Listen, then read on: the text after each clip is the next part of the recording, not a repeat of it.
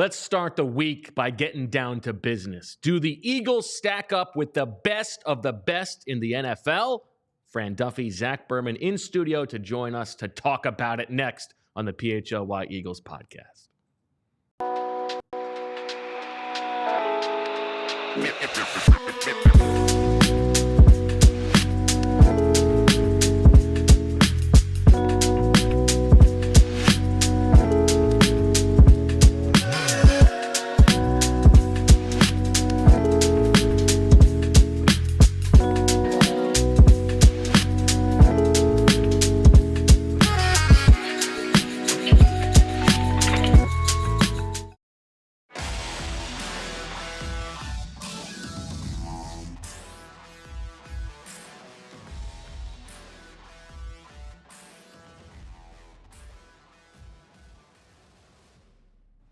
Hello, everybody, and welcome to the PHLY Eagles podcast on a Monday, 2 o'clock. Wulf, Fran Duffy, Zack Berman, and we are presented by the good folks at Bet365. Download the Bet365 app and use code PHLY Eagles to sign up. Whatever the moment, it's never ordinary at Bet365. Gentlemen, we had a nice, relaxing, non-Eagles Sunday. That meant that we got to watch the rest of the league.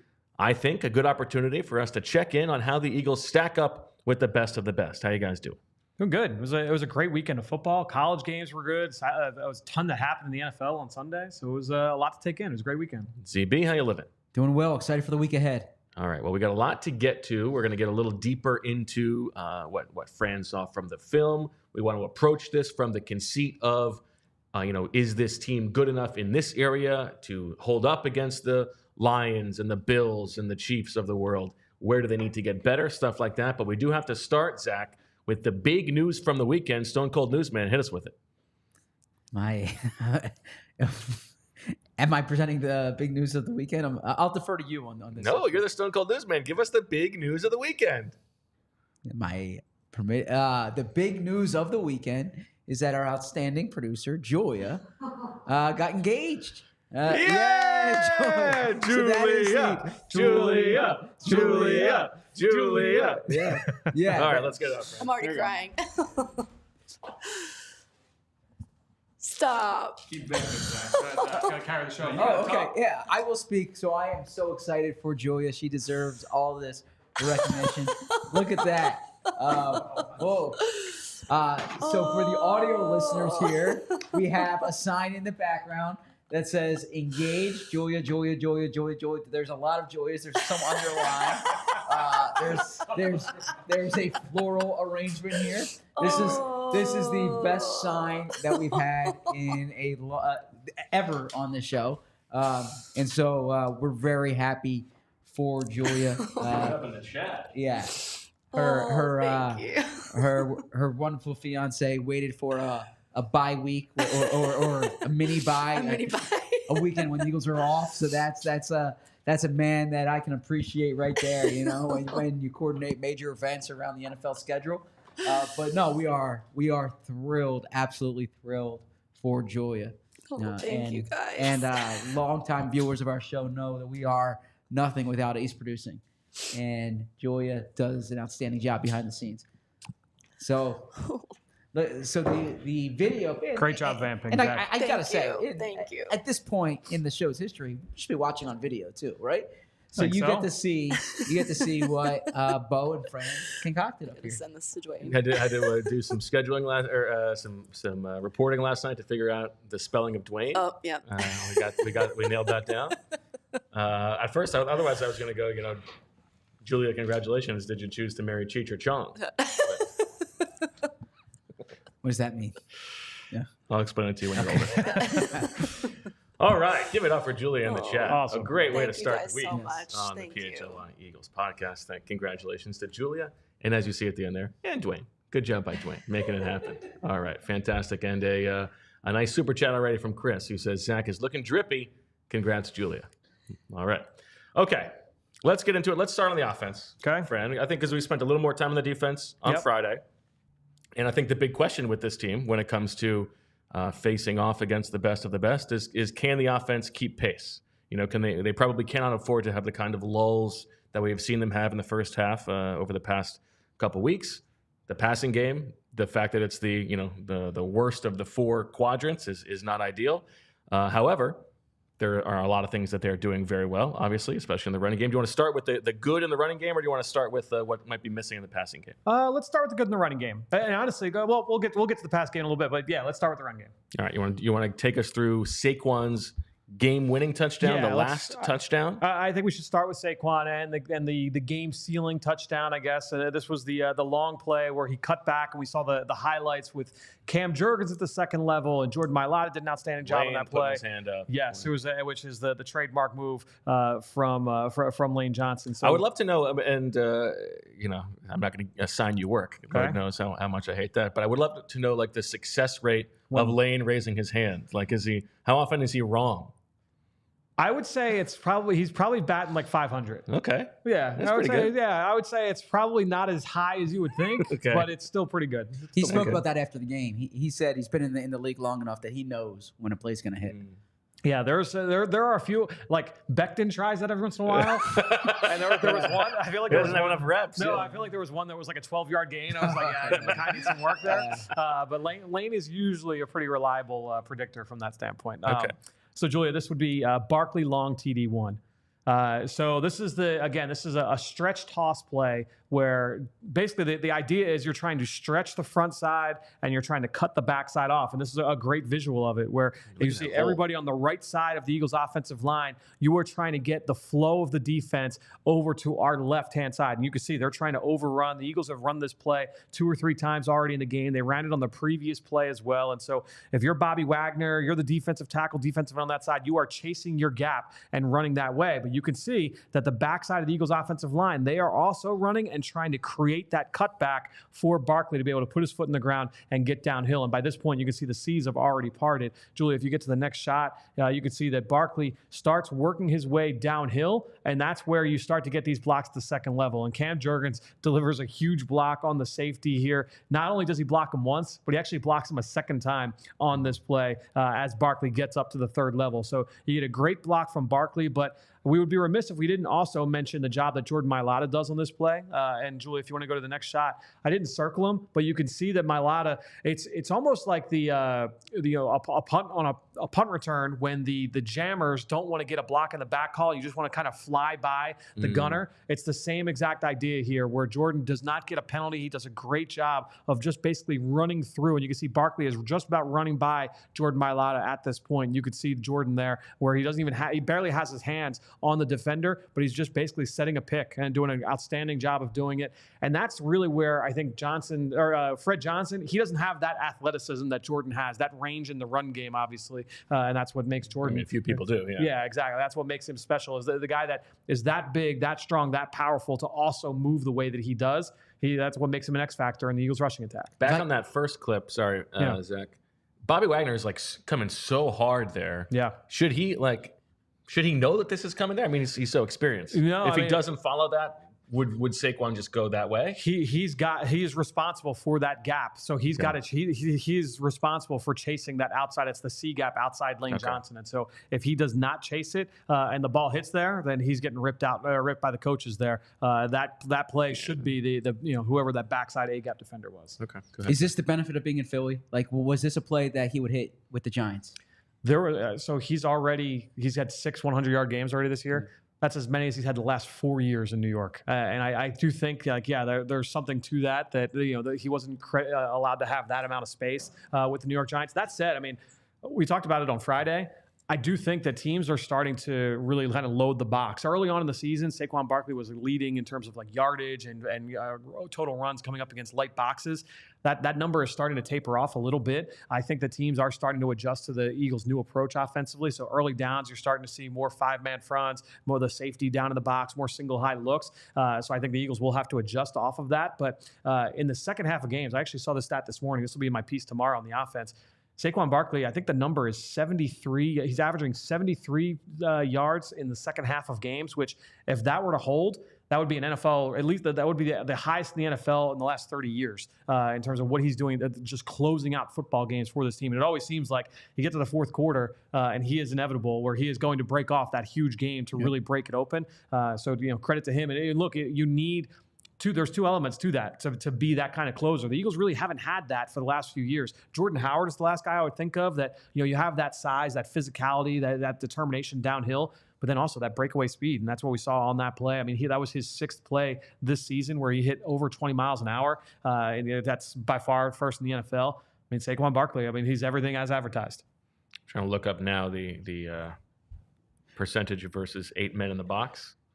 As you're looking it up, I was watching the Penn State game, and they were talking about how those 2 great running backs at Penn State, Singleton and Allen, worked out with Barkley this offseason, and their big takeaway was how fast he is. Yeah. And you talk about like the physicality and the size, but you hit it on the head in terms of the 20-mile-per-hour runs. Like when you get him in the open field, he runs like a 195-pound back. Yeah, and that's the thing is when you get up to that, when he's so explosive that when he gets up to the second level, that's where he's able to run through. You can't tackle guys when they're moving that fast and they're that big. That's always been the Derrick Henry thing, and you're seeing both guys really take advantage of that. That's interesting. So he has run 38.1% of his carries this season have come against heavy boxes. Okay. At least 8 guys in the box. Last year in New York, it was actually only 30, and 38 is exactly what it was over the course of his entire Giants career. There were big blips there, 2020 in particular, but it's right on pace. So it's not the case where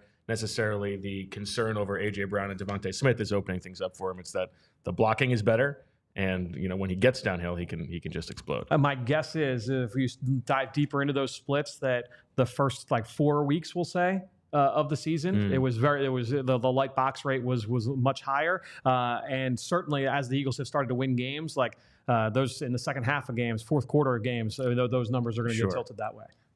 It does look, week 4 was high, but other than that, the first 3 weeks were low. Okay, so we know Saquon's good. We know this rushing offense is good. They also, we should spend, 1 minute to give celebration to the thing that was making you go nuts during the game. No, well, a shout out on to Thursday night with you and Daniz. I'm sure Daniz going to give some going blue chew at the same time when the Eagles pull out trap. Yeah, well, let's take a look real quickly at those plays. So, Julia, this would be the trap wham play. So it's 2 plays in the fourth quarter. These are 2 Kenny Gainwell runs, and I mentioned on Friday, Washington did such a good job throughout the night of taking away the Eagles' zone run game by being really explosive upfield and kind of just getting into the backfield and disrupting. And so when you're doing that, a great way to negate it and take it away is, Julie, if you go to the next shot, is to use these traps and whams. So you're going to invite that defensive tackle up the field. You can see number 95, he gets up the field unencumbered. He's not blocked at the snap. And now you've got Lane Johnson. You can kind of see him peeking behind here, coming on the our left hash. He's going to block him all the way from the other side. And Lane Johnson, there aren't a lot of tackles in the NFL that can execute this block, because you're asking a tackle coming from the other side of the field to get over there fast to block him before he can get to the back. You can see the defensive tackle, he's closer to Gainwell than Lane Johnson is. So Lane's got to get all the way over there, but he's so explosive, he's so rangy, he's able to get there and create that crease. Julie, you can go to the next shot here. And by Lane getting up to the second level, by not blocking that defensive tackle, the 2 linemen that were in front of that defensive tackle, they are now able to get up to the second level. And so now you've got a mismatch there with 2 offensive linemen up on smaller bodies in space, and that creates this alley for Kenny Gainwell to get downhill. And then the very next play, Julie, you can go to the next shot, very next play, they do the same thing, where instead of this time it being a tackle that's coming over to block that defensive tackle, this time it's the tight end, Dallas Goedert. He comes in from the near side, and he's going to create that seal. Julie, if you go to the next shot, you can see that you've got Mailata and Jurgens once again. So you got 2 athletic offensive linemen getting up to the second level, creating that crease, and that creates those explosive plays. So right off the bat, you got a back-to-back sequence there with those trap plays and the wham plays. It's a trap if it's an offensive line making that block. It's a wham if it's a tight end or a fullback making that block. The Eagles used them back-to-back and set up Saquon's first touchdown. What do you think the waiting game was like for Stout on this front? Like, why did it take so long to do it, and why was now the right time to pull it out? Well, let me ask you this, Zach. I'm going to answer that question by asking Zach a question. When Lane talked about it in the locker room, did he say that they had it in the bag coming in, or did he say, was it more like we talked about it on the sideline and we were waiting to use it in the second half? What was I first heard from Mackay. Okay. And Mackay said we've been waiting to use it. So okay. he didn't specify game. So that's a good question. I'll find out this week. Yeah, that's why I would be interested because we know it's been in their bag. I mean, it was a huge run for them throughout like Doug Peterson era. You know, they used it a lot during the Super Bowl year and even going in the years following that. They were one of the best teams in the league at doing it, and I can think of so many explosive plays off those runs. But they hadn't used it at all this year, and we've talked about it on the show. Like, man, like I'd love to be able to see that run, and here it comes. They used it at a perfect opportunity. And so what is the perfect opportunity? What is the defense doing that if they're penetrating quickly, like they're reading the zone, what is the expectation? Well, what's the big thing is, it's really good against those upfield defensive linemen. And also, too, if you are really aggressive at the second level, the linebackers can be really aggressive flowing the other way. There's a screen grab from that second run from the Wham play where you see the linebacker, number 4, Frankie Louvu. He takes himself completely out of the play because he sees. My guess is that he thought it was just going to be inside zone coming his way, and he's flowing downhill. It takes himself completely out of the run lane. So if you're really aggressive at the first level and the second level, those plays could be really effective. Teams had tried to do it a lot against the Eagles during the Jim Schwartz era because that was an upfield defensive line. But Fletcher Cox would be so good, and Hargrave was this way as well. Would be so good at recognizing, oh, you know what, they're trying to trap me, and getting his eyes over, defeating those blocks. So if you're unsuspecting and you don't know that it's coming, you're not predicting that it's going to be there, it's really tough to defend. Before we move on from Saquon, I just want to bring this up because it is topical. It's kind of getting buzzed nationally here on the brotherly shove or the as the Snoopy, as Professor Selman would like us to call it. But how Saquon's not getting these touchdowns. Mike Garafolo had to report that there's no touchdown incentives in his contract. I think there's kind of conversation about what the MVP race would be if he had more touchdowns. I'm going to have a story this week because I spoke to Saquon about this topic. And if you recall, Jason Kelce on his podcast back in March, the first piece of advice he gave him was don't get tackled at the 1 yard line, right? And when I brought this up to Saquon said it's also the 2 yard line too. So how many times this year do you think Saquon's had a run stopped at the 1 or 2 yard line? How many touchdowns did Jalen Hurts have? I would say I'll say 7.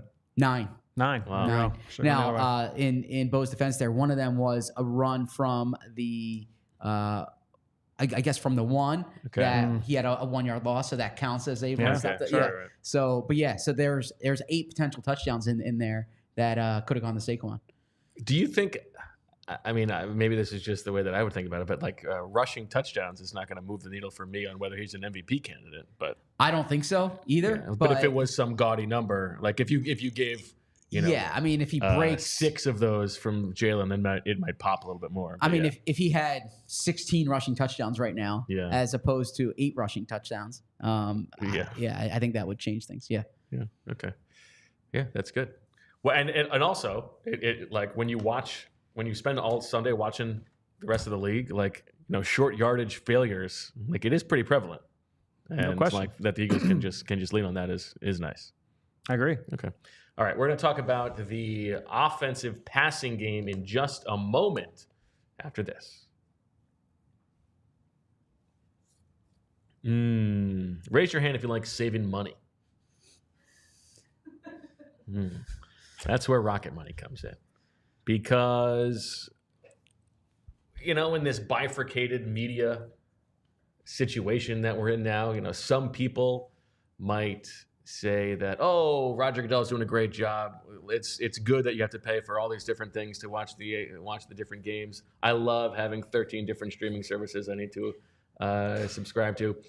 Not everybody on the panel feels the same way, and maybe you don't. The other problem is you don't know necessarily, you don't remember what you've signed up for, what you're on the hook for.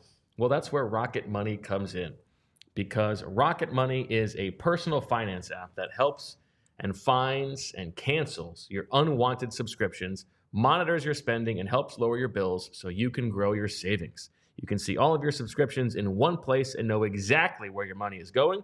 And for any you don't want anymore, Rocket Money will help you cancel them with just a few taps. Rocket Money's dashboard gives you a clear view of your expenses across all of your accounts.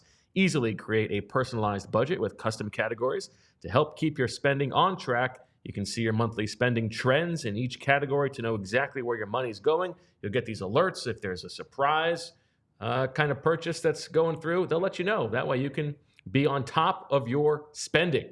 Rocket Money has over 5 million users and has saved a total of $500 million in canceled subscriptions, saving members up to $740 a year when using all of the app's features. Stop wasting money on things you don't use. Cancel your unwanted subscriptions by going to rocketmoney.com/PHLY. That's rocketmoney.com/PHLY. rocketmoney.com/PHLY. So let's now talk about our friends at HelloFresh. You might ask, what is HelloFresh? Well, with HelloFresh, you get farm fresh, pre-portioned ingredients and seasonal recipes delivered right to your doorstep. Skip trips to the grocery store and count on HelloFresh to make home cooking easy, fun, and affordable. That's why it is America's #1 meal kit. And I have talked about HelloFresh to my friends before, and whenever I bring it up, I always get the same handful of reactions. Oh, isn't it expensive? Oh, who has time to cook all those meals? Do they even taste good? Is it all just healthy stuff? But here's the reality. HelloFresh is cheaper than takeout. You spend less time thinking about what you're going to make for dinner, so you get time back that way. And with a rotating menu of 50 recipes to choose from every single week, you're going to find meals that taste good and that your whole family can enjoy with each and every box. Whether you're craving hearty comfort food, you're trying to please the picky eaters, my son is one of those, or if you're looking for a calorie-smart meal plan, HelloFresh has all of those options and more. And again, you spend less time thinking about it. Before we started HelloFresh, Meg and I would either be sitting around on a Saturday before food shopping, perusing Instagram or Pinterest, looking for recipes. And then you got to go and you got to buy all those specialty ingredients, which then get used once before they inevitably go bad in the pantry or they die on the vine in the fridge. That's right. You don't need any of that now. Now Meg scrolls through the options. She picks the recipes. We spend less time debating dinner ideas during the week, and we spend less time in the store, and there's less food waste. So it's a win-win-win situation. Plus, you check out HelloFresh Market. You've got 100 add-on items like desserts and quick breakfast, snacks, a lot more. This month, I know this is something we're taking advantage of. They've got those Thanksgiving items that can help wow everybody without minimal effort or with minimal effort on your part. Not that anybody needs to know that part of it, but I just opened up my box for the week this morning before I came down to the studio. I got to say, pretty excited to make my shrimp risotto later tonight. So we've got that after I pick up Francis. So we make shrimp tonight too. Yeah, there we go. I love HelloFresh. We could talk about HelloFresh all day. Get 10 free meals at HelloFresh.com/freeeagles. Applied across 7 boxes. New subscribers only. It does vary by plan. That's 10 free HelloFresh meals just by going to HelloFresh.com/freeeagles. HelloFresh, America's #1 meal kit. All right, a couple things to clean up here. First, we got a few super chats to pop off on. Real Time says, does the size of Jurgens compared to Kelce help? I'm assuming he's talking about the downfield blocks. Probably. Yeah, more about the athleticism than the size. I think the motion of the ocean, if you will. The motion of the ocean. I think that when we talked about this in the summer, we were projecting like, all right, what does Cam Jurgens look like? I didn't think that they were going to have to change anything schematically in terms of the run game, with Cam Jurgens. All the same things. I mean, he had a highlight on a sweep play this week. I'll probably post that where he looked like Kelce. It was vintage Kelce. There was a clip last week against Dallas where you saw him get up to the second level and wash out Eric Kendricks. And I was immediately brought back to Kelce doing the same thing in 2016 to Eric Kendricks with the Minnesota Vikings and washing him out of the play on the same exact run concept. He's used in the same exact way. What's your general check-in on Cam Jurgens right now? Relative to your expectations, I guess. I would say about honestly, exactly what I expected. I didn't think it was going to be all sunshine and rainbows. His first year starting at center. If you were to grade Kelce as last year as a B+, A-, compared to all right, at his peak, he was an A+, right? Okay. He was probably starting to fall off a little bit last year. So you downgrade him to an A-. I would say Cam is probably a B- right now. He's got a bunch of bad snaps. He had one last week early on. Where what gives him trouble? The actual snaps. Yeah, yes, exactly. So there was an early snap. He has struggled at times moving the bigger defensive tackles one-on-one, which we saw from Kelce early on in his career. But yeah, I mean, he's been really good for the most part in the run game. There were plays, I want to say, in the Dallas game where one-on-one he's moving guys against their will as well. So you're seeing some good flashes there. In pass protection, he's been pretty good. But just to set it, even though it's a B-, you would say league wide, that's between 10 and 15, something like that? I think that, and honestly, when I was taking stock and just kind of looking around the rest of the NFC, You might be able to. You could probably convince me that he could make a Pro Bowl this year, just based off of like the other centers in the conference. Okay. Yeah. The other super chat we have here from CDP, who says John Harbaugh passed on Denard Wilson for DC and has only won 3 playoff games since Sirianni was hired by the Chargers. John Harbaugh on Dumb Donkey Watch, Zach. I mean, I think John Harbaugh's an outstanding coach. I thought Zach Orr made sense as a hire there. They worked him up through the pipeline. I think part of the issue with the Ravens defense right now is they haven't hit on some of their draft picks, right? And I was high on Nate Wiggins. Nate Wiggins isn't playing at the level that Quinyon Mitchell is, right? There's one Few corner. are. What's that? I said few are. Yeah. David Ajobo was a second-round pick who's not producing at a real high level as an edge rusher there. The Ravens' way, and it's worked, is they develop these great players. Those players leave, and they draft well, and there's a pipeline there. And I don't feel like that Ravens defense has the same talent that it's had in some past years. All right. I also need to apologize. I mean, Julia, we did the whole celebration here. We didn't even bring you in. Like the people in the chat, they want the play-by-play. They want the story. Oh gosh, it was a total surprise. We were going to a concert, and on the way to the car, because his friends were driving, on the way to the car, he stopped. They made sure to tell him, like, just find a good spot on the street with good lighting. Some lighting, yeah, better smart. lighting. Yeah. And then he just stopped and said something about, like, oh, excited for the rest of our lives, and I was confused, and I was like, yeah, okay, me too. So we're gonna have the rest of our lives with these. Yeah, and then he dog. just got down on one knee, and I blacked out the rest. Good for you. That's awesome. You deserve it. That's awesome. Thank you for all the love and support in the banner. That's awesome. I just sent it to DeJean. He says thank you. Oh, nice. I also have one more question before we keep going. Fran, explain to us the transition you've made during the show from the open shirt unbuttoned to now the full buttoned. What went on there? I'm gonna be honest. I thought the no button would look okay, and then when I was looking at it, I was like, I don't love it. So I waited for the ad break and I buttoned up. All right.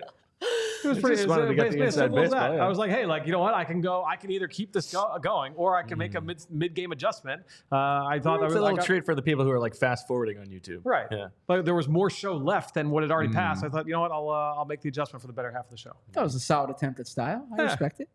Not as drippy as Thursday, I guess, but or Wednesday. We can't see the shoes this time. No. Yeah. The shoes are just okay. All right. Eagles passing game. Yeah. 12th, I believe, in EPA per dropback. Lower than that in DVOA when it gets published. The worst of the 4 doesn't mean it's bad. There are things that they are doing well, but one thing they are not doing well right now is getting the ball to DeVonta Smith. And the big question we had after watching the film was like, were there opportunities? Were there things that they schemed up to get to him and they weren't able to? Was Jalen missing him, or was it just the case that the Commanders' defense was able to clamp him up in this game? How did that look to you? To me, like I would say, if honestly, for a confluence of reasons, it's a confluence. Yeah. You could look at it. All right, there are some where it's on Jalen. You can say there's some where it's on DeVonta. You can say somewhere it's the scheme. You can say somewhere the defense wins. It just so happened like the ball hasn't really found DeVonta the last couple of weeks, and the production obviously shows for that.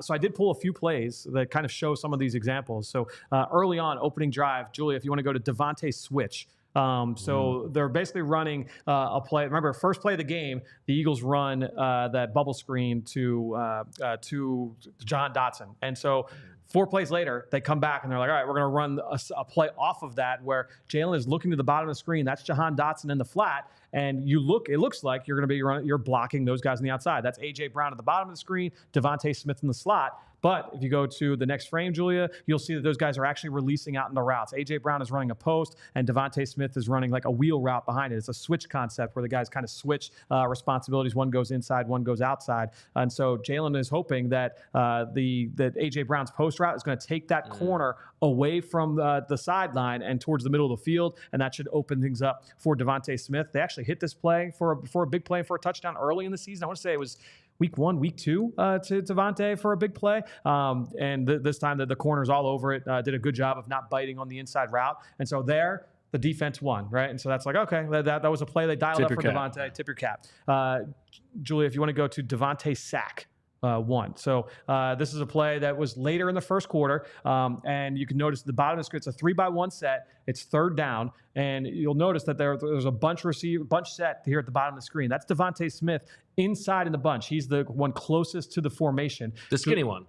The skinny one, the slim one. Julie, if you go to the next shot, you'll see right before the snap, they actually move DeVonta in motion. They bump him out to be the number 1 receiver. And the reason why they do that just before the snap is they're going to basically run a pick play designed all the way to go to DeVonta Smith. And Julie, if you want to do the next shot, as Jalen Hurts drops back, DeVonta's running a crossing route. Those 2 receivers that were lined up inside of him, they're releasing vertically, and that creates a nice, easy, well-defined throw for Jalen Hurts. And Jalen steps up. He's facing a little bit of pressure off his left side, steps up. This ball should have gone to DeVonta Smith, and instead Jalen steps right into a sack. Now, this was probably the low point of the day for Jalen Hurts. I would say this was his worst snap. And it was a bad turn down. He should have thrown that to DeVonta Smith. I want to say it was the next possession. DeVonta has that drop along the sideline. So there was, so you have one play that's on Jalen, you have one where the defense won, you have one that's on DeVonta, and then Julia, one more. If you can just go to DeVonta mesh.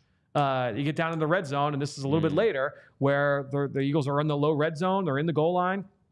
And you can see that they're running their mesh concept. And we've seen this work a number of times this year. And you have DeVonta Smith, who is at the bottom. He is running towards the top of the screen.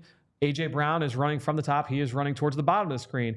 Those guys run smack into each other. If you go to the next shot, they run immediately into each other. So instead of AJ picking off a defender that's in his way, both guys just run right into each other. DeVonta would have been wide open, and you can actually see on the next frame. Obviously, this is after the collision, and Jalen starts running around. So these guys probably wouldn't have been this open, but DeVonta Smith is standing at the bottom of the E in the end zone, wide open, no one within his vicinity. But that's after Jalen already had to get off because the guys ran into each other. And so, all different things kind of led to it.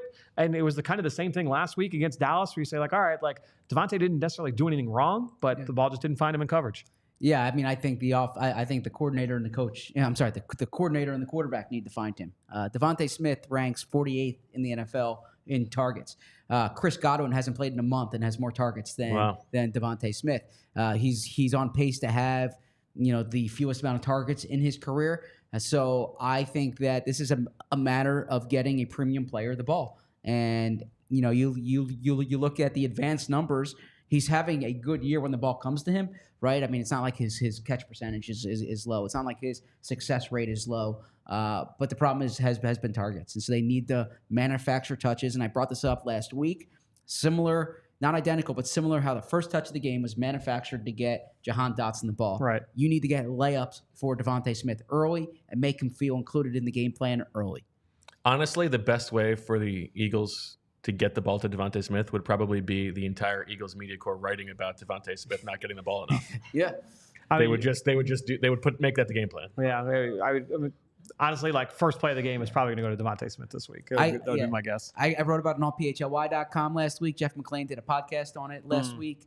This is something like the reason this is being discussed, I want to tell the audience here, it's not like reporters looking for something to pick on. It's because behind the scenes, this is something that I think they're cognizant of.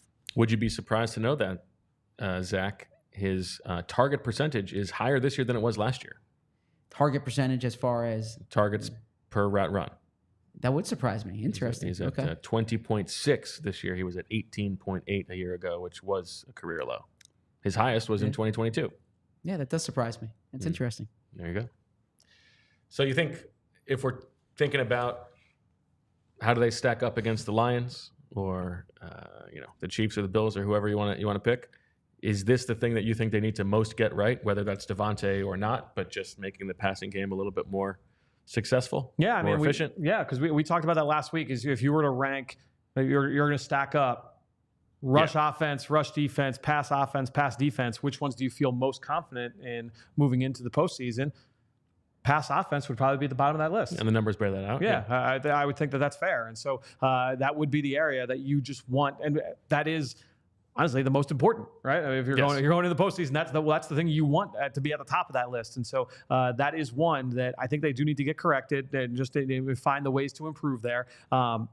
That said, So for them, like, go ahead. I would say that said, like watching the film back, like I don't think it was a Jalen Hurts problem on Thursday. Like there were times watching the game on Thursday, like as we're watching the broadcast, where I'm like, oh, like all right, like he's running around, like what is he missing? You know, it's what he's all right. We gotta wait till the film comes out. Let's see what he. I honestly didn't think that Jalen had that many, like, that was a really bad rep from Jalen on that play. Honestly, like a lot of his scrambles and runarounds in this game, I think were warranted, and he created some really good positives off of it. Just because I have this up and it's just popping off the screen. You know what is funny in terms of the fewer targets? Last year he was targeted on 26 screens, only 5 this year. And we were complaining about those screens last year, and so that helps the numbers a little bit. Like they're not forcing him the ball in that way. No, but those could also be confidence things too. You know, if there's a screen early in the game, the guy gets the ball early, he feels involved. You don't want one of your best players to be on the fourth drive. We were talking about it watching the game the other day. Like what are they doing? Yeah, so there's a mental part of it, an emotional part of it as well. All right. So in terms of like when we're evaluating Jalen Hurts and we're evaluating this passing offense, it's hard to figure out how to appropriately weight the things that are not in design of the offense. Yep. Right. Like, he misses this guy in the progression from the pocket, or he bails the pocket early. That's not great. But you have to then give him credit for the things that he's doing extemporaneously. That are huge plays, and there was one in this game to A.J. Brown. Yeah, and honestly, there were a handful. I mean, that scramble he had was a 3rd and 7 for 7 at the end. I mean, that was a big-time play by Jalen Hurts. In that moment, you needed that play, and he came through. Julia, if you want to pull up A.J. scramble drill, this was a play that was designed to essentially go to A.J. Brown off of, I believe it was off play action. This looks like it's off play action here. And at the top of the screen, you see A.J. about to cross the 45-yard line, work the intermediate route into the middle of the field. There's a linebacker right there underneath. Both linebackers that are right there between the hashes, they are both about to stick their foot in the ground and get back. And so there are 3 defenders there in the middle of the field. This would have been a really difficult throw for Jalen Hurts within rhythm. It would have been there, but it would have been a very difficult throw. So I actually was perfectly fine with him not taking this one. You had DeVonta Smith running down the seam. He's stretching the defense out. He's trying to keep the safeties away from A.J. Brown. So he can't throw that? What's that? To DeVonta? His eyes immediately go to AJ here, and by the time he does get to DeVonta, that safety that's at that's on the bottom left part of our screen, he had already gotten to DeVonta by that point. So by that point, look, there's a route for the tight end in the flat to the right. That's at the top of the screen.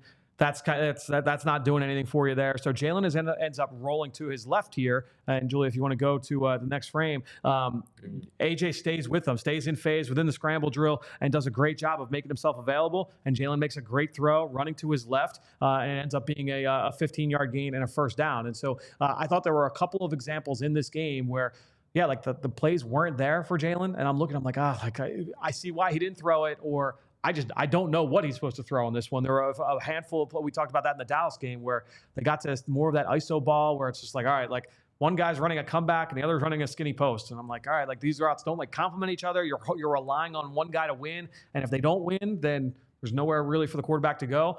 This was an example where like, okay, like this was a concept, like the routes complement each other. But if you don't make that throw, then there's no answer for Jalen. And there he made his own answer. He got out of the pocket and he was able to make an explosive play. What do you think was supposed to happen on the trick play? God, I hated that play. I mean, look, you see plays like that work, right? But it's just like in that scenario, like, man, and obviously it's result oriented, just because it resulted in a catastrophic loss. But man, that was. But what do you think was supposed to happen? Was it a deep shot to AJ? No, I think it was going to go to Goedert. Okay. Goedert was running. I didn't pull the play, but Goedert was running basically like a wheel route. Right. And he didn't look great, like running the route. Like he's running through contact. He's had to fight through contact initially off the play fake. But he like even if the protection had held up, and there were 3 guys that could have blocked Luvu off the edge too. Yeah. By the way, like I'm pretty sure like Dickerson was pulling like, that way. Around, yeah, like there were 2 or 3 guys that could have gotten hands on Luvu. None of them do. But even if Luvu was blocked. I don't know what Jalen would have ended up doing on that play, because I don't think he was going to throw it to Goedert, even though I think that's where it was going to go. I don't think Goedert would have been open. Yeah. So that would have been like a run around and probably throw away situation if I were to guess. Did you hear anything about that after the game? Nick was asked about it. Well, yeah, no, he's not happy to be asked about it. Yeah, honestly, sorry. Yeah, honestly, it's an insane play. You got to be asked about it. Yeah, that did not come up in the locker room after the game, at least from those that I spoke with. Okay, what do you think, Zach, is the confidence level in the passing game internally? High, because they have the horses, right? Mm-hmm. Like I think there's the idea. First off, I think internally they're like, well, we're leaning on the run. It's not that the passing game's not working. And when I say this, I mean more from the player's perspective, right? And as Fran said, and AJ said this earlier this year, and DeVonta said this too, there's going to be a time when teams start to sell out against the run, when they're like, we're not going to let Saquon beat you. And then you have AJ Brown, DeVonta Smith in man coverage, and we've seen how that works. So I think internally, it's the confidence is high. I think ultimately it comes down to Jalen and Kellen Moore, because I think there needs to be synergy there. I think there needs to be an understanding of whether it's the design of the play or what Jalen's supposed to see. I have no worries in the world about AJ Brown and DeVonta Smith. I think it's all about the OC and the quarterback making this hum on as far as the passing game. So if they got a little bit of a reset on the mini bye this weekend, Fran, in your perspective, what are the things that you would like to see them do moving forward? I think that, honestly, a lot of the plays that we've seen them have success with would be certainly those pure progression throws. And we've talked about this year, going back to that Saquon, that wheel route we saw in week 1. And they've run that a couple times since then, with success, where they didn't just go to the wheel, but it went to the tight end on the drag route, on the crossing route, the mesh plays. That's another example of a pure progression read. Honestly, another thing, and I didn't pull the screen grabs for this one, but I mentioned it on the Friday show. There was a completion to AJ Brown for 25 yards off an RPO on first down, first drive of the game, where you see, and we talked about how much defenses are trying to stop the run and really sell out to stop Saquon Barkley on early downs. Defenses are adjusting that way. So now things, I think, have to swing back for the Eagles, where before we were they got to lean into the run game. If teams are going to play this way with these light boxes, the Eagles got to make them pay. Well, now it's the inverse, where if teams are going to sell out and the linebackers in the front are going to be trying to stop Saquon Barkley on first down and second and medium, then the Eagles have to make them pay and keep them honest with RPOs, play action, those kind of plays. This was an RPO where the linebackers came screaming at the line of scrimmage. AJ Brown was wide open with a ton of space, and that's why it was a simple slant route, went for 25 yards. Those kind of plays, I think, have to become part of the formula as well. All right. Well, we will turn our attention to the defense just after this. See my man VG in the chat. Shout out to VG. I know that VG's got this dominant trivia team. Every Monday night, they're just kicking ass, taking names. I imagine when they're doing that, they might be sucking back a little Miller Lite, because what's better than proving that you know more than other people while drinking beer? I mean, what's better than that? A lot has changed over the years, and one thing that hasn't is the great taste of Miller Lite.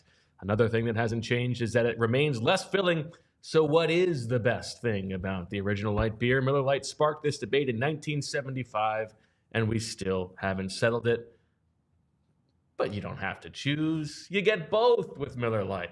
Miller Lite keeps it simple. Undebatable quality, great taste, only 96 calories. It's the beer that strips away everything you don't need and holds on to what matters most. A light beer that tastes like beer. Less filling and only 96 calories. The original light beer since 1975. And as far as I'm concerned, on the VG front, you can't prove that it doesn't make you smarter. I can't prove it, but it's possible. You don't have to choose what's best. Miller Lite has great taste and is less filling. Tastes like Miller time. To get Miller Lite delivered right to your door, visit MillerLite.com/PHLY birds, or you can find it pretty much anywhere that sells beer. Celebrate responsibly.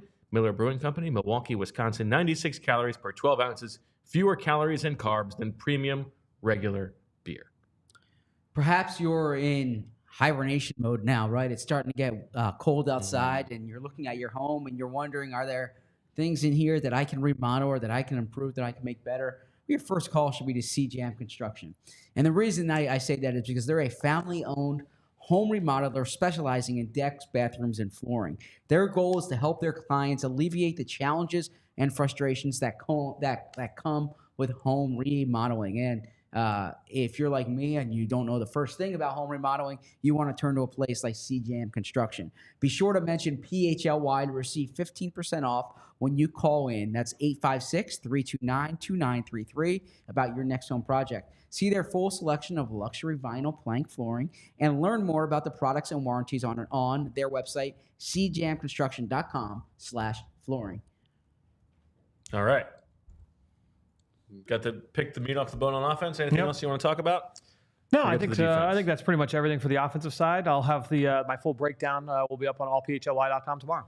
Just like the full breakdown of the defense is up now on right. allphly.com. So let's talk about the defense. On Friday, we spent time giving flowers to Quinyon Mitchell and Jalen Carter, so we don't have to do that right now. But a few big plays in this game. Let's start with the fourth down stop. We know that, and by the way, this was not in the rundown, but I do want to take a second on Jordan Davis because we always do this dance of like evaluating him versus the value of the pick. But in this game, I mean that those second and third down stops in particular were a perfect example of when he is on the field, he is making a difference in the run game. I almost included that in the screen grabs for that reason. There were both plays. I thought that Jordan did an outstanding job, second down and third down. The second down play, that's a TFL from Jalen Carter, where Jordan Davis holds the double team there and allows Jalen to be one-on-one. And Jalen beats the guy with the swim move, but Jordan Davis is stout at the point of attack, forces the cutback into Jalen Carter's swim move. So if Jordan doesn't hold that double team down, that play doesn't happen. And on the third down play, I mean, he gets lower than the left guard.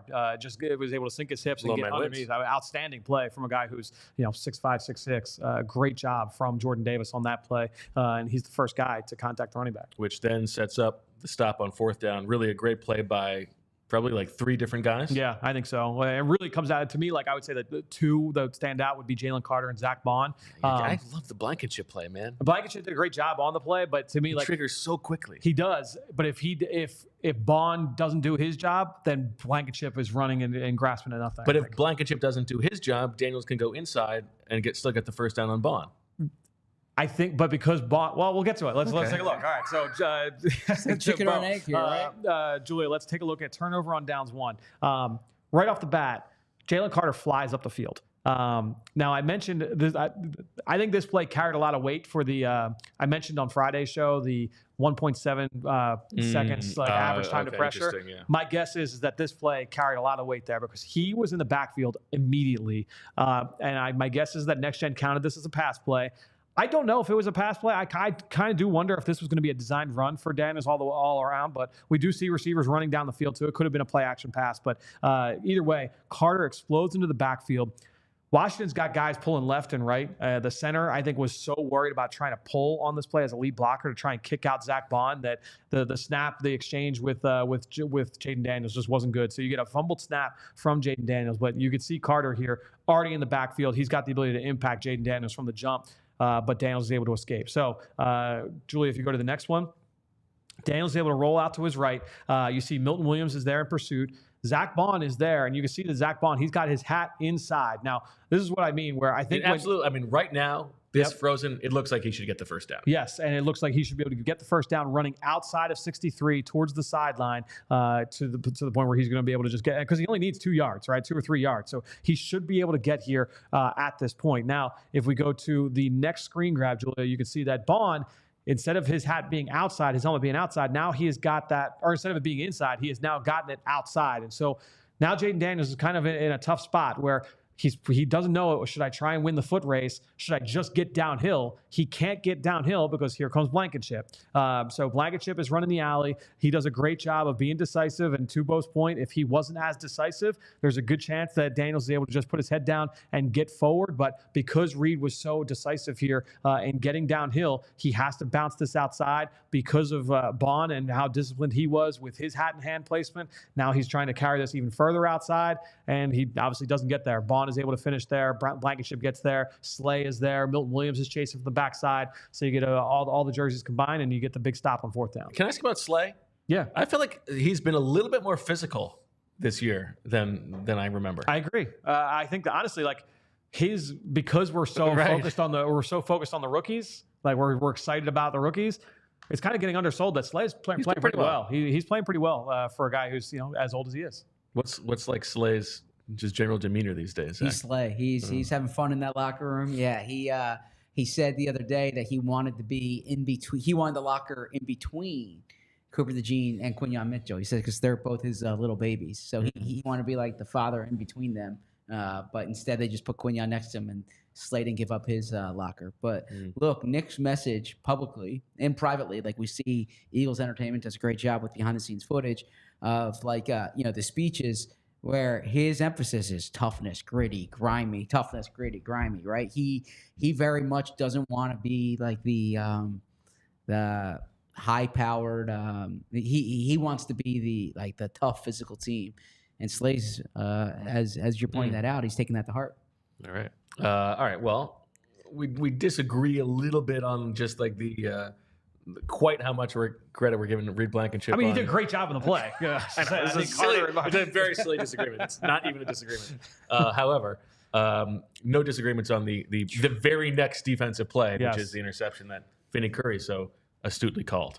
Outstanding call from Vinny. And this was an outstanding play from Reed Blankenship. And Julia, if you want to pull up Reed INT1, this is a basic 3-level stretch concept from the Washington Commanders where they're going to run Terry McLaurin vertically. You're hoping that that's going to take Quinyon Mitchell out of the picture, just to basically run him off the field. Julia, if you go to the next shot, you've got a running back running the flat route. That's going to hold Cooper DeJean underneath. And so you can see that this should create a nice window in the intermediate area, we'll say between the 40 and the 50-yard line. Julie, if you want to go to the next shot, for this over and back route. It's kind of like a sail route from the wide receiver, Noah Brown.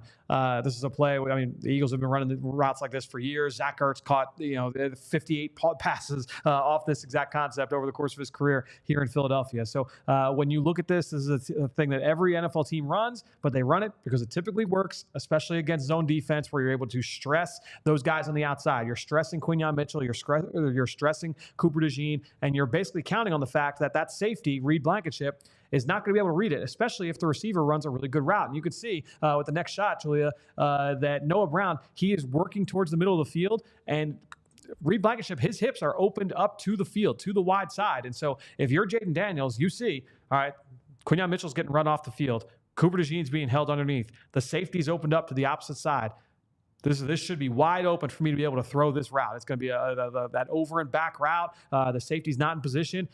I think Reed baited him on this throw. He knew that this is exactly how they were going to attack it in that zone coverage. And Julie, you can go to the last shot.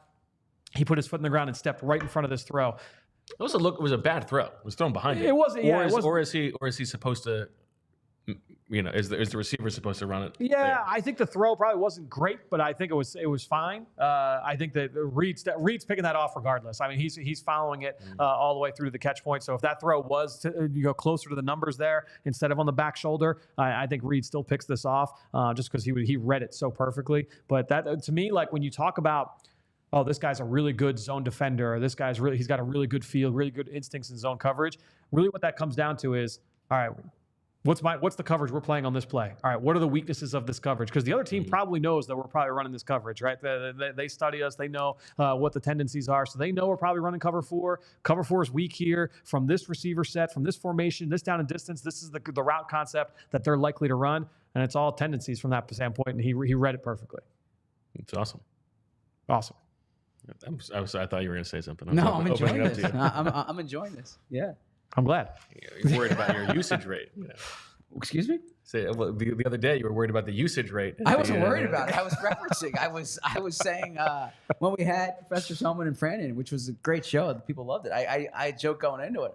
I'm going to be like DeVonta. When the targets come to me, I'm going to try to make the most of them. There you go. All right. How about the Terry McLaurin play you want to show because you think it's an indication of something that might be happening just in general against this defense? Yeah, look, every week when you turn on the film, the back seven is doing such a good job of passing routes off. We talk about it every single week. The communication on the back end has been really, really good. And so on this play, Julia, if we don't go to the last one, it's mesh INC1, mesh incomplete 1. Basically, they're running the mesh concept. It's the same play that DeVonta and AJ run into each other in the end zone. Washington is running it here on this play. You've got these 2 underneath crossing routes. You actually have the running back running out of the backfield. The Eagles are in man-to-man coverage. And so if they're just playing straight man, Darius Slay is giving up a catch here to Terry McLaurin on a shallow crossing route with McLaurin running that underneath crosser going from right to left. And so this should be a pretty bang play here for Jayden Daniels. Now, Julie, if you go to the next shot, right in the middle of the field on the top hash mark, you see Nakobe Dean pointing things out. And there's the communication has already begun. Nakobe spots this from the jump. Reed Blankenship actually did as well. And you can see that they're on film. They're pointing at, all right, this is what's coming. This is what's coming. What I think is happening here is that Nakobe Dean, who is playing, he's the only one that's in like quote unquote zone coverage. He's the whole player here in the middle of the field underneath. And basically he's saying, okay, I'm going to pick up Zach Ertz, which means that the player who's got Zach Ertz, that's Reed Blankenship, you have to pick up the next Zach coming in, or you're going to become the whole player. You have to replace me. So as this conversation is going on, Reed Blankenship's pointing out, hey, I'm going to pick him up. Quinyon, like you become the whole player here, right? There's all this conversation is happening. If you are Terry McLaurin here, you are running into a trap, right? Because there's going to be someone waiting for you on the other side. And so what happens here is that this ends up being an incompletion to Terry McLaurin. Julie, if you go to the next shot, it's going to be from the end zone angle. The ball is out. McLaurin stops his route. Like he basically like slows down, and you can see the ball is just thrown. And I don't think that it was like McLaurin didn't want that smoke. He didn't want to get hit over the middle of the field. I just think he thought, yeah, I'm not going to be a viable option for Jayden Daniels on this play. It's zone coverage. Those guys are passing those routes off. I've seen the Eagles pass these routes off really, really well on film. The ball's not coming to me here, and it ends up being incomplete. So really good job from the defense, where you basically force an unforced error from the offense. You think that's the thing where McLaurin gets called out on film for not following through? I think his coach is asking him, like, why didn't you run that out? And he's probably, my guess is that he's going to say, like, yeah, you could see them passing it off. I thought it was going to be zone coverage and that the ball wasn't going to come my way. Interesting. Okay. I did have a big picture question about the defense. Yeah. Here. And are there more? No, that's it. That's the last one. Yeah. Because I was out in the wild this weekend, right? Oh. And you get wow.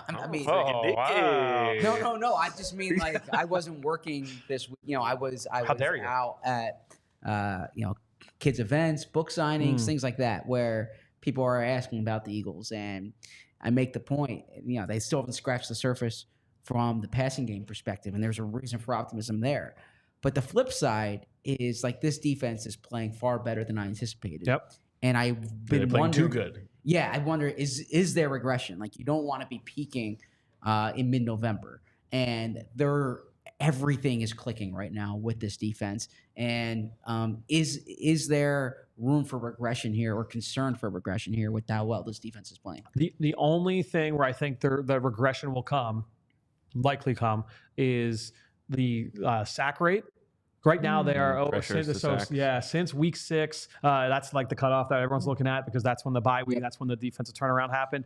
They are number 1 in the league, and I think by a decent margin in sack rate, and not pressure rate, but in sack rate. So the number of pressures that are converted into sacks, that is something that can be a little bit wonky, and that can rise and fall. And so that would be something where I would look at and say, like, okay, that if that falls off a little bit, is that something that could create some more positive plays for the offense? But everything else, to me, like is pretty sticky in terms of how they played. Yeah, I mean, they are playing at such a high level that it is unlikely they're going to continue to play at that high of a level. But it's not like their red zone defense is unsustainable, or third down like these things that are usually reverting to the mean, or like.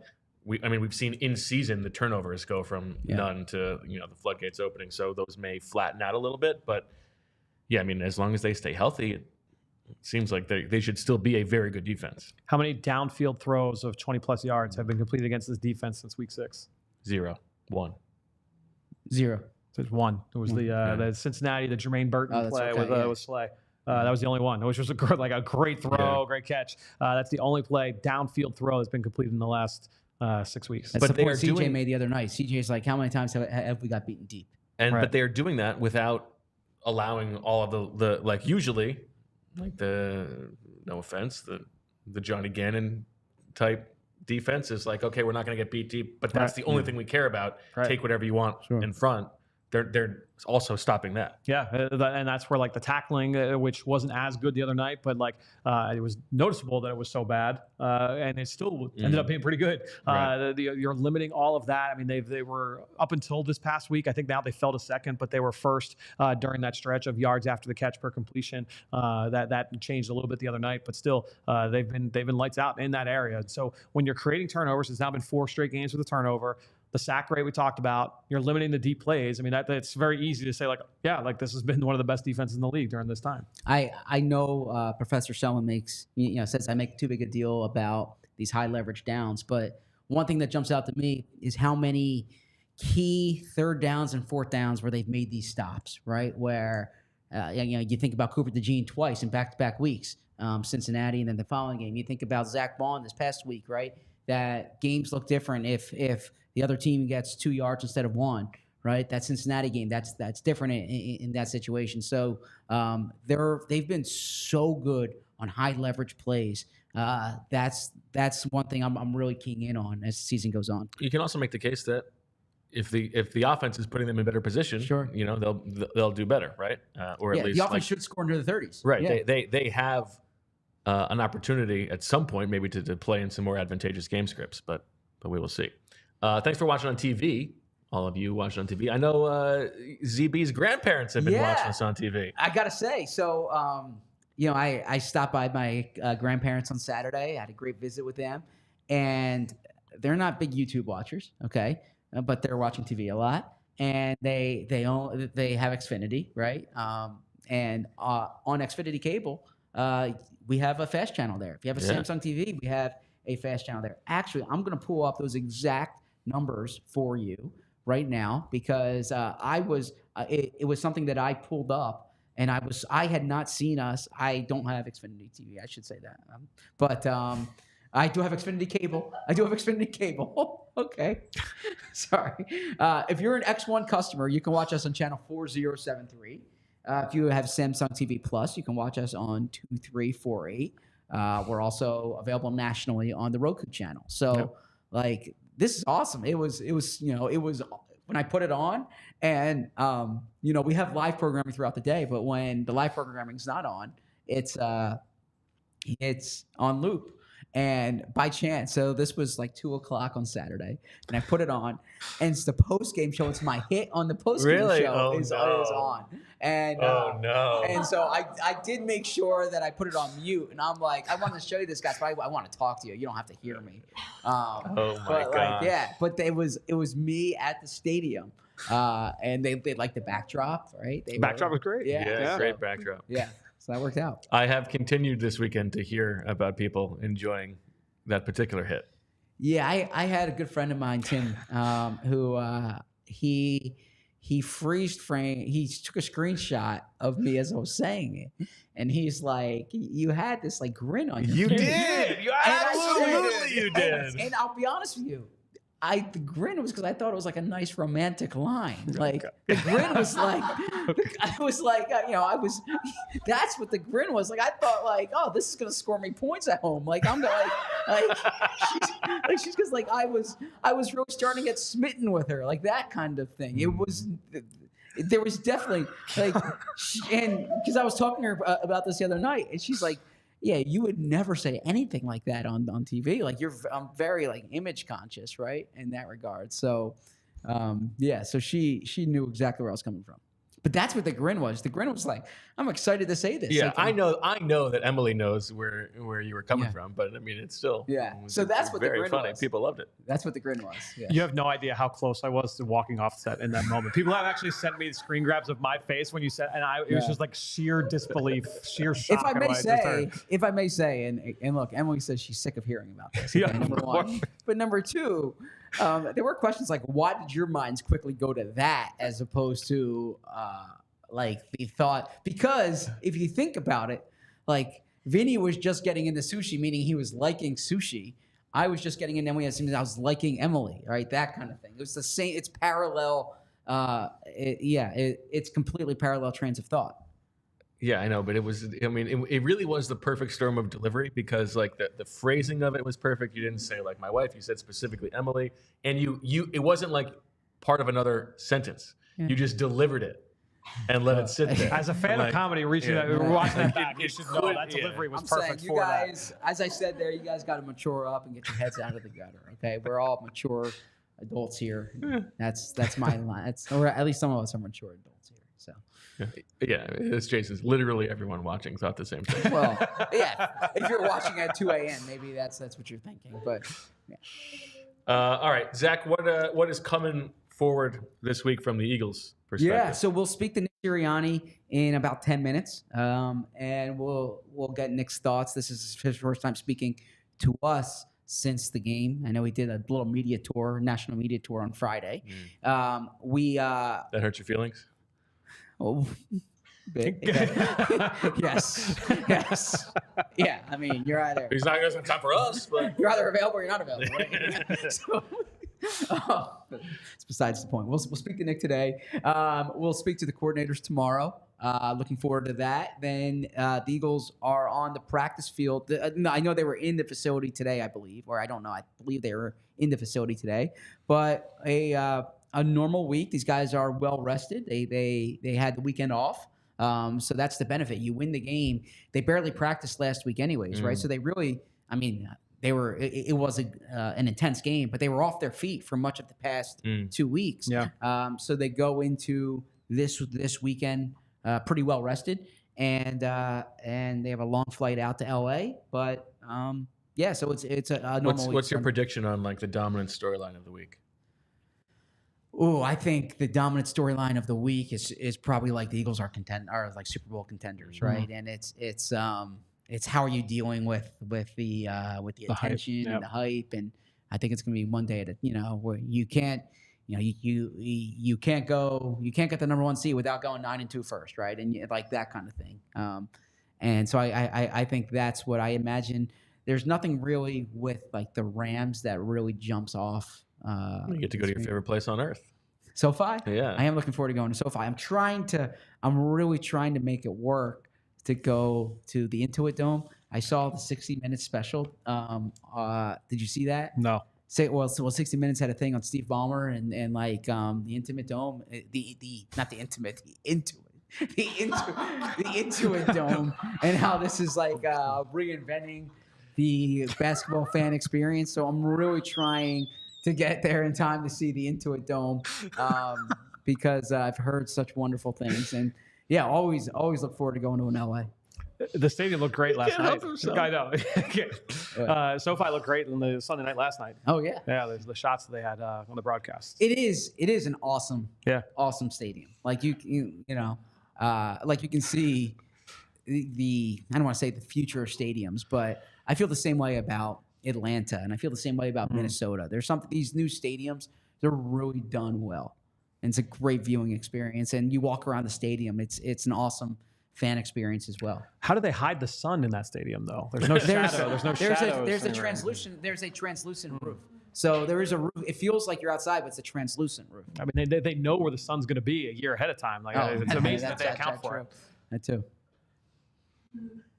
Last trip of the season. Last flight of the season. Yeah. Although no wonder you got to go get some Intimate Dome. Well, I brought the flight up to my son. I'm like, this is the last flight of the season, and he said, he was like, what about the playoffs? And I was like, yeah, I was thinking about scheduled games, but yeah, last scheduled flight, and that's a major advantage for the team, right? I was talking to someone about this over the weekend as well. A trip to Baltimore, a trip to the New York Giants, a trip to Washington. So they have trips to Baltimore and Washington remaining after this, and that's not that much different for the players than a home game because players are sleeping at a hotel the night before home games too. It's really what they'll tell you is these flights wear on them. Now, for some big guys like Lane, I've talked to Lane in the past, how a long bus ride's not as good for him. You know, he actually if you think the 2020 season, his ankle flared up on the long bus ride. Oh, interesting. But players like the train trip down when they take the train trip or so I actually think that it's a very things are, and they play 4 or 5 games at home in December too. So things are stacking up nicely for the Eagles going forward. But a difficult stretch opponent-wise. Sure, Steelers, Rams, Ravens, Ravens, Panthers, Steelers, exactly. Commanders. So it's a 4 out of 5 stretch of difficult opponents. Those Ravens and Steelers games in particular are really going to wear at you. And look, as well as Quinyon Mitchell's played, I was watching some of Red Zone yesterday. I was at a book signing. Shout out to Harris. Harris, a fan of the show. He saw me post on social media that I was doing the book signing. He came to watch. Oh, nice. Or he came to get his book signed. But I was watching the red zone, and Puka and Cooper Kupp are like making a play every other play. Yes, this will be a very difficult assignment for those guys in particular. We're gonna get a little bit extra insight on the opponent this week. Jordan Rodriguez is going to join us later this week. So. Nice. You love that. Oh, Jordan's awesome. Yeah, the best. So we got a lot of fun stuff coming this week on the PHLY Eagles podcast. You look like you had something to say. I was going to ask what you guys think about the NFC West. Ooh. Your thoughts on who's going to win that division? San Francisco still. Still think San Fran? Interesting. Arizona has a 2-game lead on the two of them? Or Arizona's 6-5. The other teams are 5-5. 5-5, yeah. I think Arizona's 6-5. I was looking at the Seattle, schedules this morning, thinking about it. Cardinals are 6-4. The others said they have 1-game lead. Right. Yeah. Arizona's got, obviously, they're playing the last place schedule. They've got a pretty easy slate, and the Rams, it's like the opposite. Oh, yeah, I don't Niners, know. it's tough. But I kind of feel, I feel best about the Rams right now. Yeah. I think I honestly think this is going to be a tough matchup for the Eagles on Sunday. I don't think the Rams are going to be an easy win. There we go. Did you want to get real quick? We only have 4 minutes, but quick temple talk real quick. Oh, yeah. Let's do that. That's right. Ahead. So I'll defer to you. Who should be Temple's next head coach? I mean, there's 2 people I would really like. That's Fran Duffy. Like? Yeah. I mean, joking. I would like Fran Duffy, or I'd like Coach Flynn. But like from like other candidates here, both Syracuse coordinators, Elijah Robinson and Jeff Nixon, they should speak to.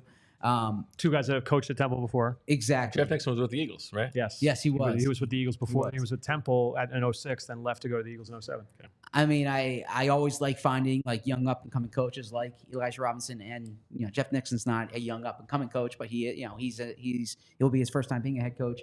But I would call up Al Golden too. He's the D coordinator at Notre Dame. He's someone he's had success here. I don't think there's going to be a better head coaching job he's going to get at this stage of his career. I would bring him back. I'd be worried about that. He's the architect. And then if you want to look around like college football, there's coordinators at big schools with local connections. Like there's a co-defensive coordinator at Alabama, Colin Hitchler. But I would really look up at Syracuse. Elijah Robinson would be a great fit for that job. Yeah, I think the big thing that's facing Temple, that has been facing Temple, honestly, since probably Jeff Collins left, who was that you didn't have that ability to retain talent. They were losing guys in the portal constantly and didn't have the ability to backfill, right? So you're not developing your talent well enough, and then you're not accessing the portal well enough on your end. Like you got to be able, if you're losing guys, all right, well, you should be able to also like pull players in, whether it's people coming down from Alabama, from LSU, like from that didn't get enough playing time, or like, all right, you lose a tight end to Ole Miss, like, all right, there's a tight end at Fordham that that was all CAA last year, like pull him in. You didn't have that ability to kind of take advantage both ways. I like Jeff Nixon. I like Elijah Robinson. I like the names you brought up. I don't necessarily have like a short list personally, but I think that they need to find somebody that can develop talent, because right now, I mean, that's been the issue, honestly, for the better half. Isn't that big picture issue the same thing for the coaching staff? If you bring in a really good coach, he's going to be here for 2-3 years, and then you're going to have to backfill that spot too. Well, and that would be the idea behind, like, if you brought Al back, if Al wanted to take that job again. I mean, he's in the Temple Hall of Fame already. Yeah. Is he going to leave for another job? Is someone going to come in and plug him? Like at that point, like that's probably what you're hoping for, is that he would be in it for the long haul. I mean, the thing that worries me if they hire Al is like, then we really might lose Fran. Okay. I thought you said that about them being unimaginative, but no. That's fine. But then we might be like defensive coordinator or something. I don't want to lose Fran. I don't want to lose Fran. But I saw it with Rutgers, where it's like it just made sense. Bring Greg bring Greg Schiano back. Same idea. Yeah, bring Al Golden back to Temple. Can I ask you the big picture question? Yeah. Is Temple in a football team? Yeah, I'm not. I think that yes, I think they should have a football team. Yes. Okay. There's another path I can go down there, but that's for another show maybe. All right. Well, Zack is getting very anxious because Nick Sirianni's press conference is getting ready to start any minute. So we will close this up on the PHLY Eagles podcast. Thank you to everybody for watching and listening, especially the sickos who watch live. Most of all, congratulations to Julia and Dwayne. Yes. Thank you. Big weekend. Yeah. Awesome stuff. We got a lot more to come this week. 2:00 Tuesday, Wednesday, Thursday, Friday, and then an all-day affair on Sunday for the game in Los Angeles. Thanks for watching and listening. We'll talk to you tomorrow. For Zack, Fran, and Julia, I'm Bo. We'll talk to you later. And as always, we love you. We all silly like the mayor.